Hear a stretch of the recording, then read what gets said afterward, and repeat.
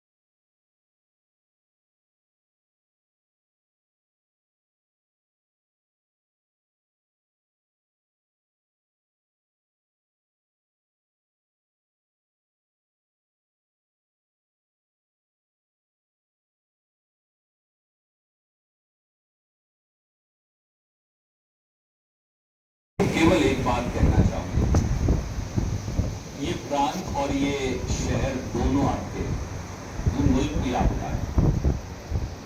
इस मुल्क में हमारे प्रांत में खासतौर से जो नौजवान लोग हैं, और नौजवान लोगों की परिभाषा है जो 25 और 30 वर्ष से कम है। 25 वर्ष से कम वालों को एक्चुअली 15 से 25 वालों को कहते हैं, जो रियल यूथ है। उस रियल यूथ की संख्या लगभग 32% है। तो अगर हरियाणा में 100 आदमी हैं तो 25 से कम के 32 लोग। और अगर मैं उसको आबादी को 30 या 35 तक ले जाऊं तो संख्या 60 और 62% तक है। 40 से बिलो जो हैं वो 62% लोग हैं। तो आप जो बैठे हैं जिनकी उम्र 25 से कम की है, लगभग हर एक को एक साथी की। आप असली में इस शहर और इस प्रांत के बहुमत के बाशिंदे हो, आप लोगों का बहुमत। तो सरकार कोई भी बने, अगर वो 32% नौजवानों की बात नहीं कर सकती तो उसको सत्ता में बने रहने का कोई अधिकार नहीं।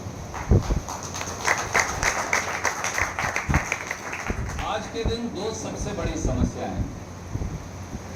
एक है महंगी शिक्षा। हम तो बोलते हैं, आप भुगतते होंगे हर रोज। कोई ऐसा बच्चा नहीं है, लड़का हो या लड़की हो, जो कहीं दाखिला ले पाए बगैर कोचिंग के। आज हर चीज के लिए कोचिंग है। किसी जमाने में हम भी ट्यूशन को समझा करते थे, पर आज तो हर चीज के कोचिंग इंस्टीट्यूट्स हैं। और अगर सरकारी कॉलेज से बाहर शिक्षा लेने जाए, चौधरी रणदीप सिंह सुरजेवाला जी को भारी मतों से विजय करवाए। Thank you. को देखते हुए मैं ज्यादा समय नहीं लूंगा। सुरजेवाला साहब 2 मिनट लूंगा आपके। सुरजेवाला साहब 2 मिनट। मैं आपको मैं अपने सब युवा साथी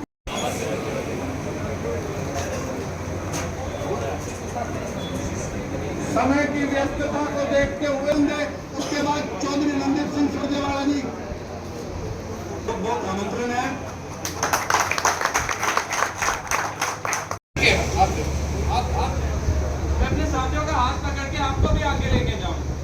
आपका परिवार का, आपके गांव का, आपका शहर का नाम भी रोशन करूंगा कि आप भी आगे बढ़ो। आपकी चंडीगढ़, पंचकुला, दिल्ली जाके बैठ पाओ और बोल पाओ, यार रणदीप आदित्य के साथ मैं भी आगे आया हूँ, मैं भी ये काम करवा सकता हूँ। आज मैं सिर्फ सीधा आदित्य के पास जाके नहीं, मैं काम करके दिखाऊंगा।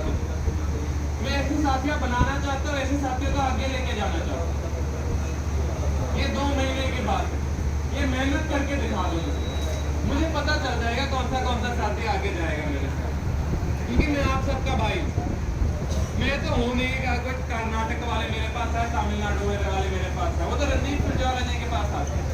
मैं आप सबके लिए अवेलेबल हूँ, आप मेरे पास आइए, मुझे फोन कीजिए।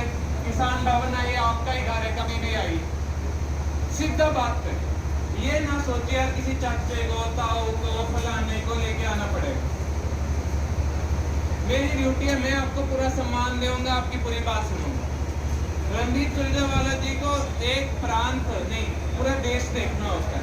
वो हर एक आदमी से बात कर नहीं सकते, हर एक आदमी की बात सुन नहीं सकते। मैं आपके लिए अवेलेबल। मैं बुजुर्गों से बहुत देर बात कर ली, मैं बुजुर्गों का आशीर्वाद जरूर मानता हूँ, पर मुझे जवान साथी से बात कर, तो मुझे उसके काम करने, पर वो तभी कर पाऊंगा जब आप मेरे पास सीधा आओगे, बिना झिझक के, बिना डर के। इसकी बाजू पकड़ सकते हो, जब ये कहते ना बाजू तेरी है, बताएगा पकड़ लो। अब जनता की उम्र के तारे में आपको और बाजू पकड़ के और से लग जाओ। अपने परिवार को, अपनी बहू बेटी को, अपनी बहन बेटी को, सबको एक एक भाई को एक्टिव करो घर में, सब बाहर आए। नमस्कार और जय हिंद। तो सबसे पहले मैं अपने बड़े भाई आदित्य सुरजेवाला को नमस्कार करता हूं और इनका हार्दिक अभिनंदन करता हूं कि हमारे बीच हमारा हौसला बढ़ाने के लिए आए हैं। दूसरे पे फिर मैं अपने सभी के इंस्पिरेशन पूजनीय श्री सुरजेवाला जी, रणदीप सिंह सुरजेवाला जी को नमस्कार करता हूं। वो अभी हमारे बीच उपस्थित नहीं है, लेकिन बहुत जल्द आने वाले हैं हम सभी को हमारा उत्साह बढ़ाने के लिए। तो बात की शुरुआत, भारत एक युवा शक्ति के लिए जाना जाता है, ऐसी शक्ति जो कि भगवान को भी अपने अधीन कर ले। जो हमारे पहले के प्राचीन समय में देखा जाए तो ऐसे ऐसे शूरवीर महावीर पैदा हुए हैं, जो हमें ऐसी शक्तियों का हमें बखान किया गया है और हमको बताया गया है कि हम कुछ भी असंभव नहीं है। और हमारा देश अन्याय के खिलाफ आवाज उठाने के लिए जाना गया स्टार्टिंग से ही। तो आज जो हमारे देश के ऊपर अन्याय हो रहा है, उसके खिलाफ आवाज उठाने के लिए रणदीप सिंह सुरजेवाला जी खड़े हुए हैं। तो हमारा पूरा का पूरा कर्तव्य बनता है कि उनकी सहायता की जाए और अपना पूरा भावी मतों से उनको विजयी बनाया जाए। धन्यवाद। तो जैसा सभी अभी लोगों ने बताया जी, आदित्य जी ने बताया हमारे कैथल शहर की क्या हालात रहे हैं जी। मैं जब इस शहर के अंदर चलता हूँ जी और देखता हूँ, तो मैंने जब ये ऊधम सिंह पार्क बनता देखा जी, इसके अंदर बहुत कार्य हुए, पर अब जब मैं देखता हूँ जी, इसकी यहाँ पे एक भी लाइट मौजूद है, कोई लाइट नहीं जलती जी। 15 अगस्त आने वाली है जी, ये सब अपनी राजनीति का ढोंग करेंगे जी, 2-4 लाइटें जला देंगे और फिर नारे लगाएंगे जी, अब की बार मोदी सरकार, अब की बार मोदी सरकार जी। पर ऐसा कुछ मैंने अभी कभी काम होते हुए देखा नहीं जी। आप रेलवे के पुल पे चले जाओ जी, रेलवे का पुल पहले रणदीप सिंह सुरजेवाला जी ने बनाया था जी, अब उसकी हालात आप देख सकते हो ना, तो उसमें जी एक भी लाइट जलती जी, और जो ट्रेड है वैसी की वैसी ट्रेड वो आज तक पड़ी है जी। आप जा सकते हो, डेली मेरे जितने भाई इधर बैठे हैं जी, सभी यहाँ पे जाते हैं और वहाँ से गुजरते हैं जी, मॉडल टाउन से लेके जी और अपना कुरुक्षेत्र रोड तक। जो सड़कों का हाल पहले रणदीप सिंह सुरजेवाला छोड़ के गए थे, उसके बाद कोई भी वहाँ पे विकास नहीं हुआ है जी। सिर्फ सेक्टर 21 को छोड़ के जी और किसी भी सड़क के ऊपर कोई मेरे को विकास नजर नहीं आता जी। बाकी आपको पता ही है जी कि क्या करना है क्या नहीं है जी। बस कुछ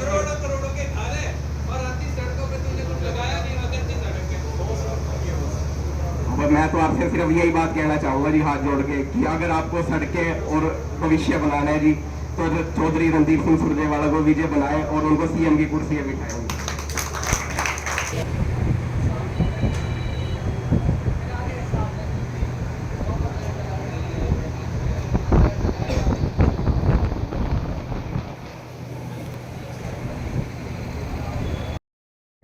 तो अभी आगे आने वाले टाइम में हमें आदित्य जी को समर्थन देके विजय प्राप्त करानी है और कांग्रेस की सरकार दोबारा हमें लेके आनी है। धन्यवाद।